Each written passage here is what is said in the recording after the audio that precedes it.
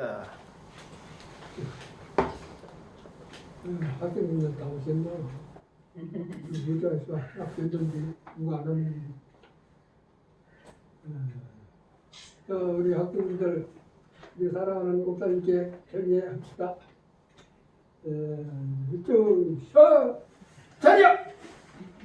목사님께 경례! 사랑합니다. 감사합니다.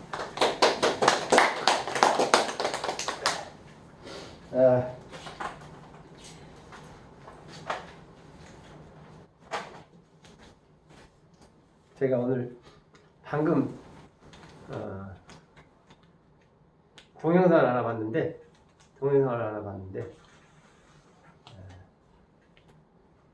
이 진대재라는 사람이 그 서울의 강남에 이렇게 약간 좀 이제 산이 있고 이런 데가 있대요.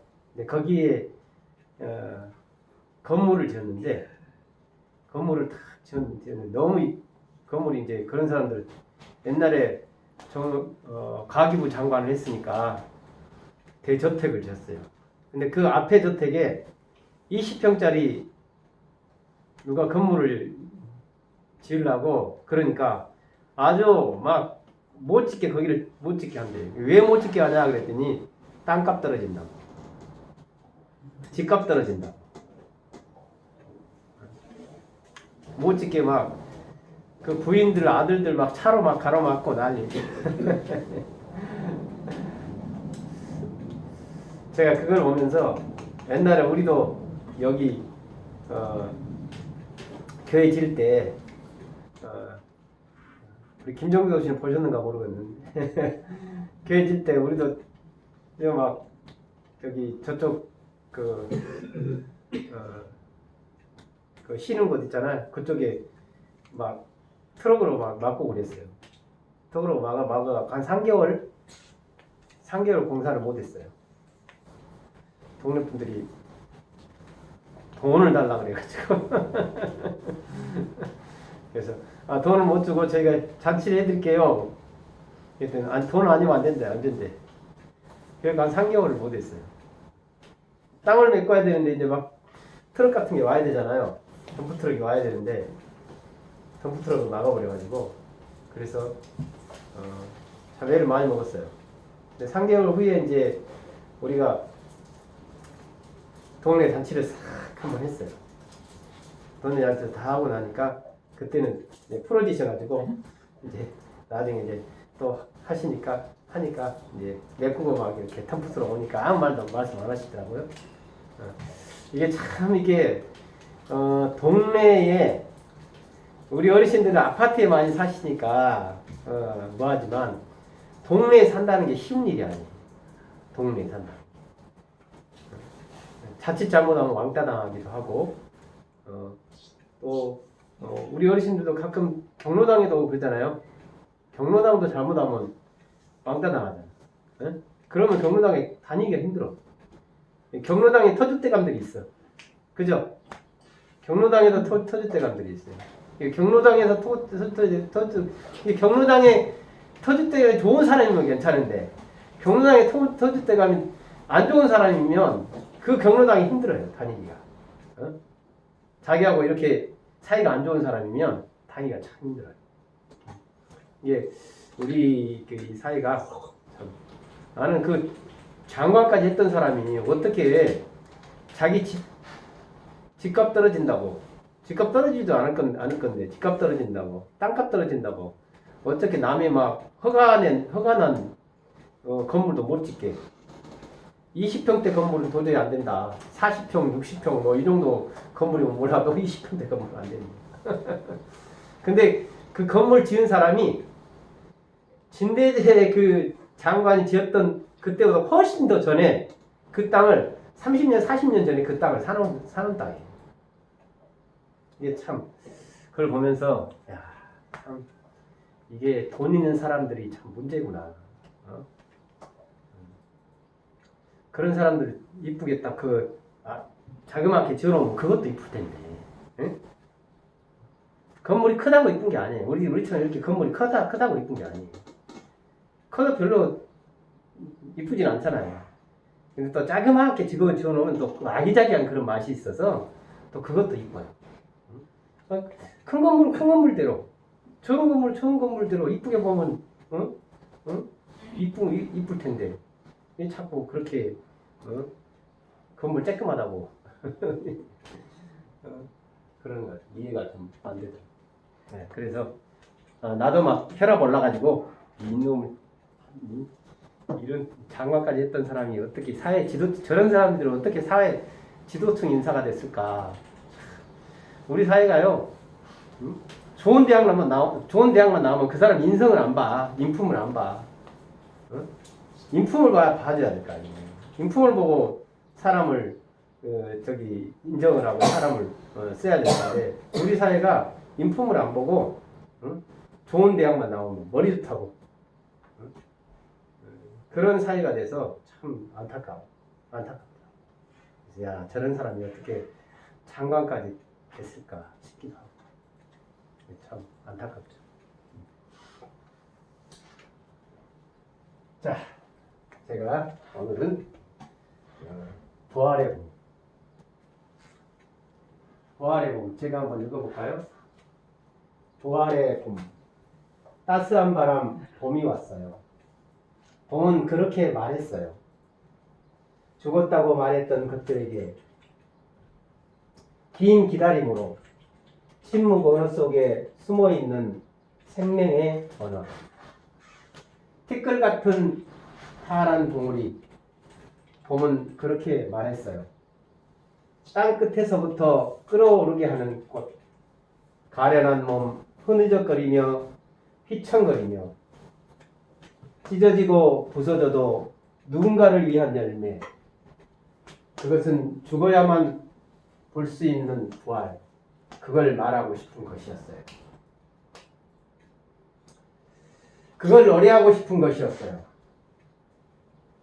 긴 침묵이 끝나면 햇빛에 실어준 바람. 그것은 그분의 생명 언어. 미처 깨닫지 못했던 그의 명령을 봄은 살짝이 내 귓가를 스치며 말했어요. 부활의 봄.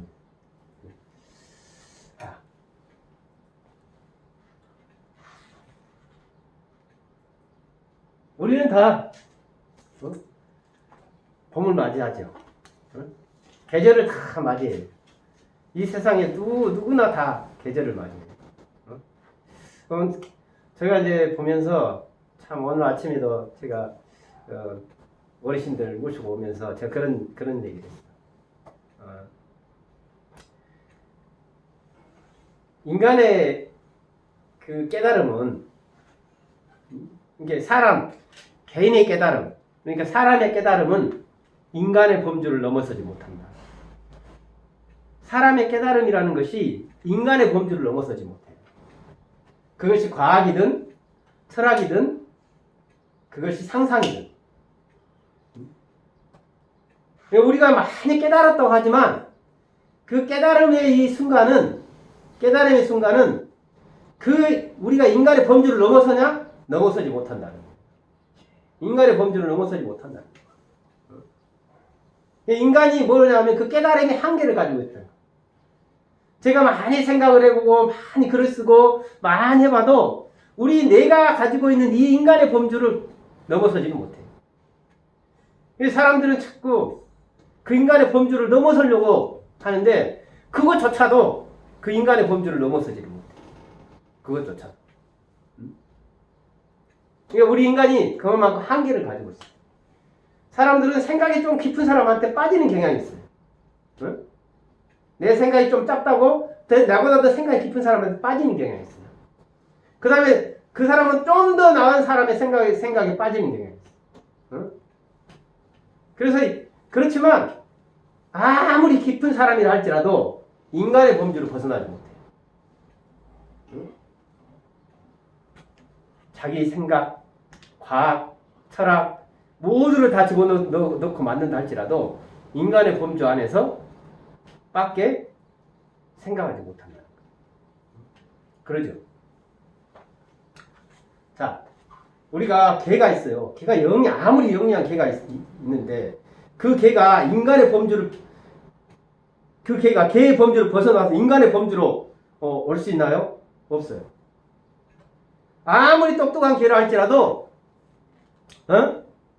아무리 똑똑한 것이라 할지라도, 개를 할지라도, 그것이 아무리 똑똑해도 인간 이상으로 그 범주를 벗어나서, 개의 범주를 벗어나서, 인간의 범주 안에서 살 수가 없다는 거예요. 우리 인간도 똑같아. 개는 그래서 개의 범주 안에서 가장 똑똑하고, 가장, 명석하지만, 그러나 그 개가 인간의 범주로 넘어올 수는 없어요. 우리 인간도 마찬가지. 자기가 아무리 똑똑하고 아무리 뭐 잘하는 것 같아도 결국은 나중에 아무리 머리가 좋고 아무리 똑똑하고 아무리 철학적으로 뭘 한다 할지라도 그 인간의 범주를 넘어서서 신의 범주로 갈 수가 없어요. 보세요. 코로나. 우리 어르신들 이제 다음 주 수요일이면 또 맞죠? 코로나 맞죠? 이 코로나 보세요. 코로나가 오니까 세상의 모든 과학들이 다 총동원돼서 코로나를 막아보려고 했어요. 막아져요? 못 막는 거예요. 인간의 범주를 넘어설 수가 없어요. 아무리 철학적으로 막 깊이 있는 사람이 나타난다 할지라도 이 코로나를 막을 수가 없어요. 온 세계 사람들이 다 몰려서 지금 치료제를 만들고 뭘 하고 그걸 막아보려고 했는데 안 돼요. 왜요? 우리 인간의 범주를 벗어날 수가 없기 때문에. 우리 인간의 범주는 사람이 아무리 똑똑하고 아무리 잘나고 아무리 지식을 많이 배우고 아무리 철학적으로 깊이 생각을 하고 뭐 끝없이 깨우침을 갖는다 할지라도 인간은 그 인간의 범주 안에서 끝나는 거예요. 그 인간의 범주를 벗어나지 못해요. 새가 개의 범주로 들어오지 못하고 아무리 똑똑한 새가 개의 범주를 앵무새도 막 말도 하고 막 그런다고 아무리 똑똑한 앵무새를 할지라도 개의 범주로 들어오지 못하고 아무리 똑똑한 개를 할지라도 인간의 범주로 들어오지를 못해요. 아무리 똑똑한 사람이고 아무리 잘난 사람이라도 신의 영역으로 들어오지를 못해요. 그래서 그 신을 볼 수가 없는 거예요. 하나님을 볼 수가 없는 거예요. 그 신의 영역, 아무리 똑똑해도 그 신의 영역으로 들어올 수가 없기 때문에 하나님을 볼 수가 없어요. 그래서 우리 인간은 하나님 앞에, 그 신 앞에, 우리의 범주를 넘어서는 그 신 앞에 우리가 무릎 꿇고 우리가 경배하고 우리가 그 신이 말씀하신 것에 창념하고 그대로 따르는 것이 가장 현명한 것. 왜냐하면 넘어서지 못합니다. 곰곰이 우리가 이 세상을 이렇게 살펴보면요, 이 세상에 창조하신 분의 이 속성들이 그 속에 다 이렇게 숨겨져 있어요. 이 세상의 속성들. 여러분 보세요. 내 자녀를 내가 낳았어. 내 자녀를 낳았어. 근데 이놈 자녀가 아무리 생각해도 내 자식이 아닌 것처럼 생김새도 아니고 다 아니야. 근데요, 살다 보면요, 내 모습이 보여져요, 안 보여져요? 아무리 내가 날 자식이라면 이런 자식 없다라고 생각하는 사람도 내 모습이 그 속에 보여져요.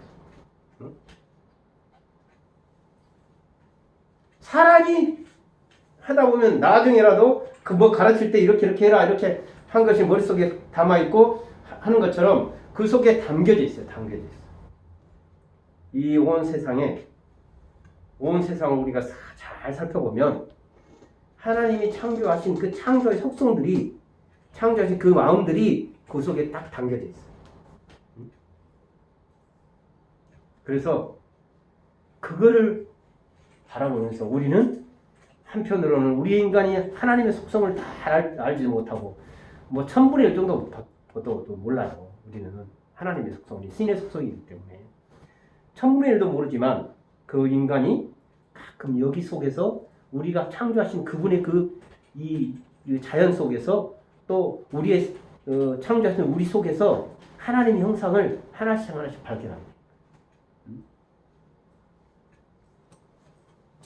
그래서 그 발견하면서 우리 인간이 가지고 있는 언어로 이렇게 표현을 하게 되는 거죠.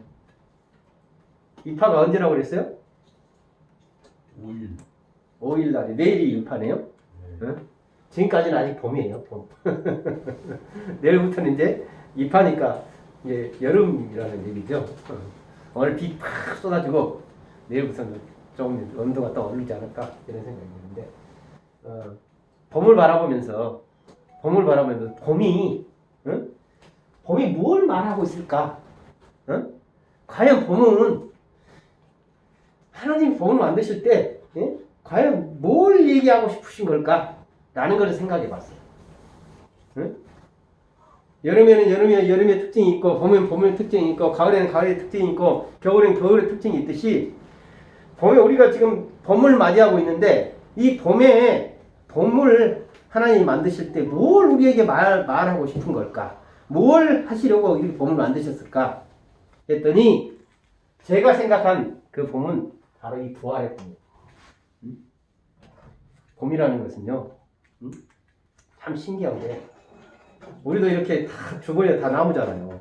나무, 꽃들 이런 것들이잖아요. 근데 겨울이 되면 다 죽은 것처럼 그냥 잎사귀 다 하고 앙상한 가지만 남아있어. 때로는 가지가 막 툭툭 불러져. 죽었겠다라고 생각하는데 봄이 되면요 어디서 싹이 나는지 모르게 쬐끔하게 그렇게 싹이 이렇게 앙증맞게 솟아와. 그래서 아하 봄은 부활을 얘기하고 싶은 거구나.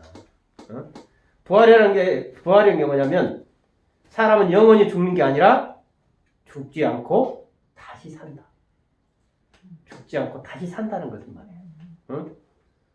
그래서 이 봄을 통해서 온 우주 만물이 또 이 모든 나무들이 죽은 것 같지만 겨울에는 자고 결국은 나중에 죽은 것 같지만 다시 새싹이 피어나듯이 우리 인간도 죽을 것 같지만 그런데 죽지 않고 우리 인간은 영원히 사는 존재가 된다는 거예요. 그게 예수님이 하나님이신 예수님이 그렇게 말씀하셨어요. 하나님이신 예수님이 사람은 죽지 않고 다시 산다. 내가 다시 사는 것을 보여주마. 그래서 보여주셨어요. 그것을. 그래서 다시 사는 것을 보여주시고 많은 사람들에게 다 보여주시고 제자들에게 보여주시고 그래서 제자들이 그때부터 힘을 얻기 시작했어요. 아하, 예수님처럼 죽지 않고 사는구나. 사람이 사는구나. 그러니까 그전에는 죽으면 끝나는 것 이렇게 생각했던 사람들이 예수님을 보고 나서 완전히 사람들이 달라지기 시작했어요. 어떻게? 이제 죽지 않고 사는 길. 죽지 않고 사는 그리고 하나님 편에 예수님이 데려가시고 하나님 편에 앉아서 계시게 하시는구나 라고 생각을 하게 됐어요. 그러자 사람이 전혀 다른 사람. 나이가 들면 우울증이 생기고 왜 우울증이 생긴지 아세요? 이제 죽을 만남 남았네. 이제 내 인생 다 끝났네. 그렇게 하다 보니까 사람이 할 일이 없고 죽을 생각밖에 안 해요. 근데 예수님이 부활을 딱 깨닫는 순간 아하 내가 죽는 게 아니야. 하나님과 영원히 고통도 아픔도 슬픔도 없는 바로 그곳에 하나님과 영원히 함께 있는 거야. 그렇게 생각하면서 희망을 갖고 살아가는 거예요. 희망을 갖고 살아가는 거예요. 그래서 믿는 자들에게 뭐가 없어요? 우울증이 없어요. 우울증이. 진짜 하나님을 믿는 사람은 우울증이 사라지기 시작해요. 진짜 하나님을 믿는 사람은 죽음에 대한 부활이 사라지기 시작해요. 죽음에 대한 그 두려움이 사라지기 시작해요. 진짜 하나님을 믿는 사람은 이제는 내가 여기에 소망을 두는 게 아니라 하나님 나라에 소망을 두고 그렇게 살아가는 거예요. 기쁨으로 살아가는 거예요. 그래서 믿음의 사람들은 나이하고 상관이 없어. 믿지 않는 사람들은 나이하고 상관이 있어. 나 가면 이제 끝이야. 이렇게 생각하지만 믿는 사람들 그렇지 않아. 내가 가야 할 곳이, 진짜로 가야 할 곳이 있어. 응? 진짜로 가야 할 곳. 아픔도 슬픔도 괴로움도 응? 병도 없는 날마다 기쁨과 감사가 있는 바로 그곳. 응? 그곳이 있는 거야. 그래서 제가 그랬잖아요. 어? 사람은 죽어보면 안다고. 응? 사람은 죽어보면 안다고 그랬잖아요. 어떻게 죽어보면? 죽으면 믿지 못한 하나님 나라를 모르는 사람들은 뭐래요? 아이고 어쩌거나 이제 나 죽어서 이제 자녀들이 다 그렇게 노래를 불러요. 이제 가면 언제 오나 어이야 디야. 응? 그게 뭐예요? 장성곡이잖아. 장성곡. 이제 가면 못 온다는 거예요. 응? 장성곡을 부르면서 그 슬퍼하는 거예요. 더 이상 갈 데가 없어. 이제는 끝이야. 응? 안 믿는 사람들은 그렇게 생각을 해. 그래서 안 믿는 사람들 초상집에 가면 맨날 장성곡 불러요. 장성곡. 근데 믿는 사람들이 초상집에 가면 뭘 해요? 찬송가를 부른다니까요. 찬송가. 응? 찬송가 뭐 있나요? 응? 하나님과 영원히 함께하는, 응? 그 나라에 나는 가겠네. 나는 가겠네. 그러면서 기쁨으로 나는 가겠네. 이렇게 찬송가를 부르는 거예요. 그러니까 사람이 죽어보면 알아요. 한번 가보세요. 어디를 가봐야 돼? 죽은 걸 보려면 어디를 가봐야 돼요? 응? 어디로 가야? 어디로 가야 돼? 아니 죽은 거를 보려면 어디로 가야 돼? 장례식장에 가봐야 되잖아요. 장례식장에 가보면 딱 갈라져요. 장례식장은. 안 믿는 사람들이나 이제 끝이라고 생각하는 사람들은 막 맨날 울어. 슬피 울어.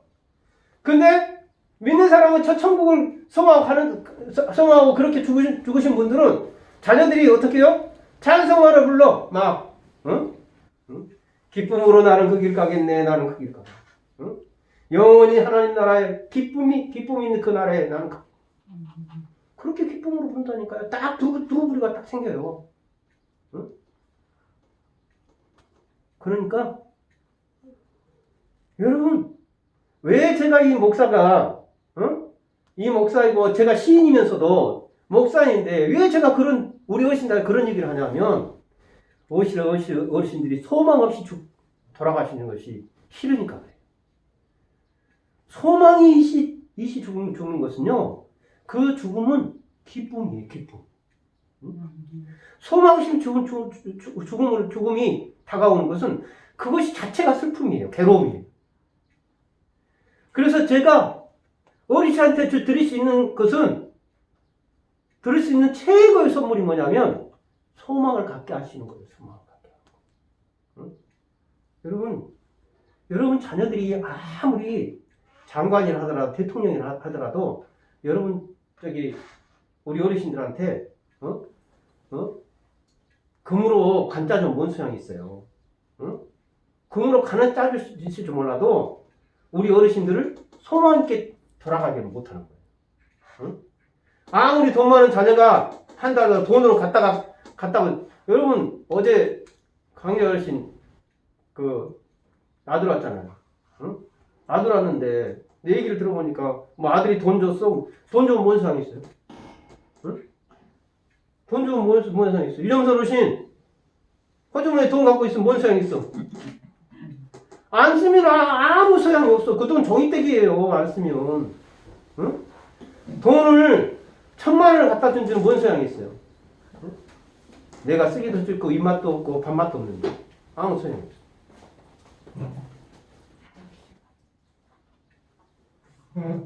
그러니까 가장 중요한 게 뭐냐면 소망을 갖고 살아가는 것.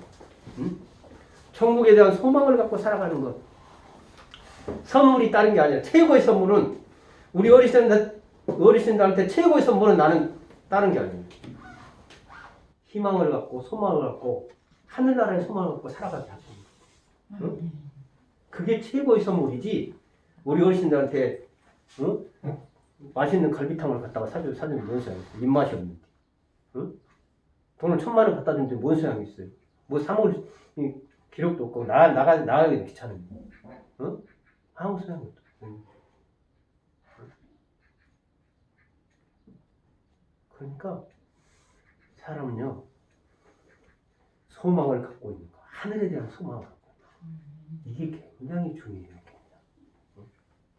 저도 우리 어르신들이 몸이 많이 아프시다고 하지만 제가 우리 여기 천주명 어르신처럼 저도 눈이 점점 나빠지고 있어요. 응? 천주명 어르신 눈 나쁘시잖아요. 응? 저도 눈이 점점 좀 나빠져요. 반드시 운전할 정도 점점 나빠지고 있어요. 근데 저는 참 감사한 게 뭐냐면 나에게 천국에 대한 소망을 주셨다. 그게 감사해요. 여러분 눈이 안 보이기 시작하면 모든 것이 다 올스톱이에요. 올스톱이라니까요. 다리가 하면 휠체어를 타고 어디를 간다든지 할 수 있지만 눈이 안 보이면 휠체어를 타도 갈 수가 없어. 응? 눈이 안 보이면 어디를 가도 상가 어디를 찾아가고 싶어도 상가 자체의 글자를 안 보이니까 어딜 갈 수가 없어. 응? 눈이 안 보이면 화장실도 못 가. 응? 다리가 아프고 팔이 아프고 그러면 기어서라도 화장실 가잖아요. 응? 근데 눈이 안 보이면 화장실 어딘지를 몰라. 그러니까 이게 몸이 1000냥이면 눈이 900냥이란 말이 그 말이에요. 1000개 중에서 900개를 다 잃어버리는 거예요. 팔이 아프면 1000개 중에서 1개 팔, 2개 팔만 잃어버린 것 뿐이지만 눈을 잃어버리면 다 잃어버린 거라니까요. 눈을 잃어버리면. 근데요, 저는 그것보다 더 소중한 게 뭐냐면 그 눈보다 더 소중한 게 천국에 대한 소망을 갖고 있는 거. 이야, 정말 나는 제가 어쩌면 나한테 하나님이 저한테 이런 귀한 복음을 주셨을까? 나이 들면 돈도 필요 없어요. 나이 들면 먹는 것도 필요 없어요. 아무것도 필요 없어요. 근데요, 나이가 저도 조금씩 들어보니까 진짜 소망을 갖고 천국에 대한 소망을 나에게 주신 것이 그것이 최고더라고요. 천국의 소망을 갖고 있으니까요, 눈이 안 보여도 실망하지 않아. 왜냐하면 천국에 가면 다 하나님께서 눈을 다 고쳐주시고 다 깨끗하게 본래의 상태로 인간의 상태로 만드셔서 하나님을 영광을 돌리게 하십니다. 그러니까 뭐가 있어요? 절망이 있는 게 아니라 소망을 갖기 시작해요. 소망을 갖기 시작해요.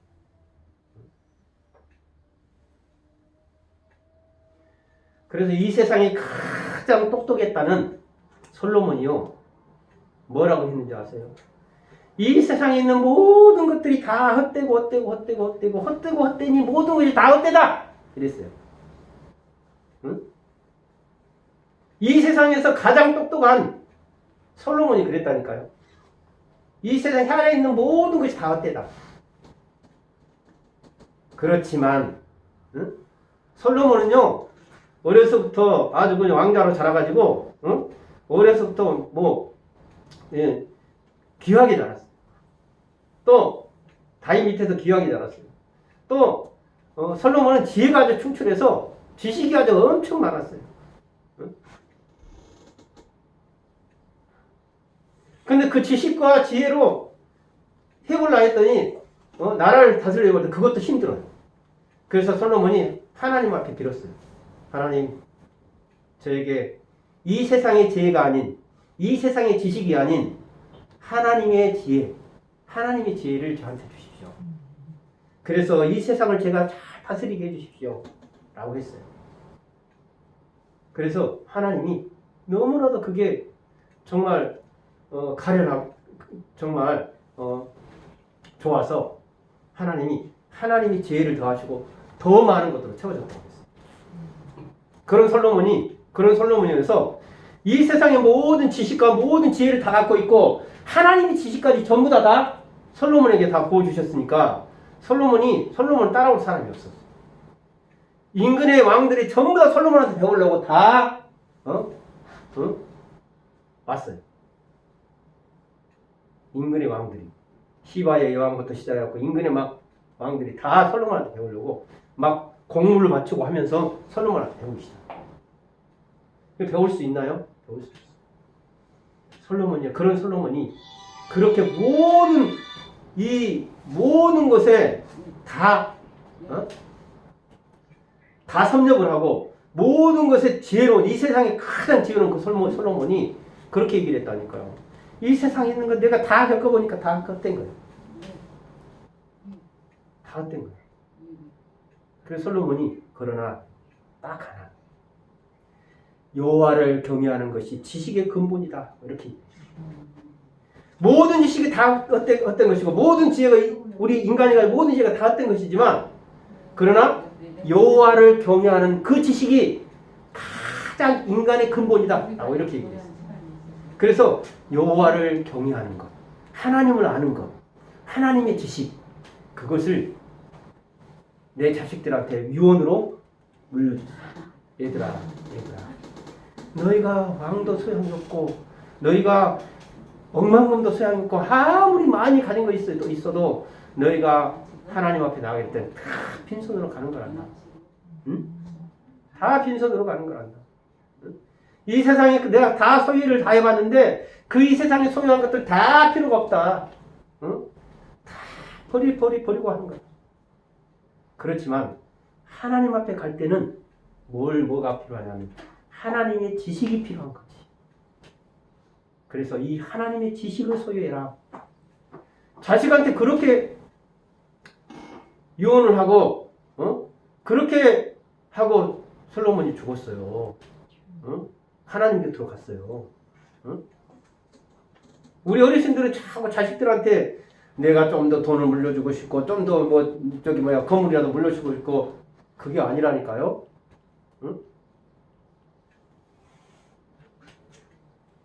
솔로몬은요 자식한테 하나님을 경외하는 그 지식, 그 지식만은 절대로 버리지 말아라. 이렇게 얘기했어요. 왜일까요? 바로 솔로몬이 이 세상은 끝이지만 이 세상의 끝 다음에 하나님 앞에 갈 그 나라, 하나님의 나라가 있다라는 거예요. 그렇기 때문에 하나님의 지식을 소유하고 있어라. 그러면 희망도 생기고 소망도 생기고 절망 가운데 희망이 생기고 좌절 가운데 다시 또 소망이 생기고 한다. 그래서 솔로몬은 죽을 때까지 그런 소망과 희망 가운데 살았어요. 소망과 희망.